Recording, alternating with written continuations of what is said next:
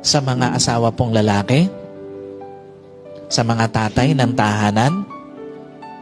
Tandaan niyo po, napakaraming nagsimula sa buhay may asawa na nagsimula lang pero hindi nakarating sa dulo.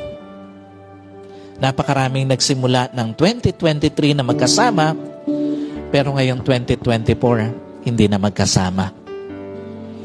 Napakarami pong may bahay na hindi naman niya pinangarap na maiwan pero nag-iisa na ngayon.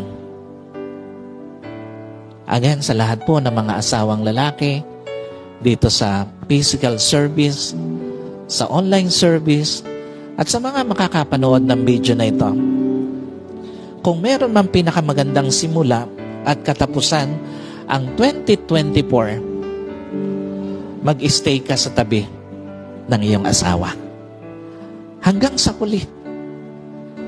Kung meron man pinakamagandang simula at katapusan ang 2024, huwag mong mapagkaitan ng panahon ang may bahay mo.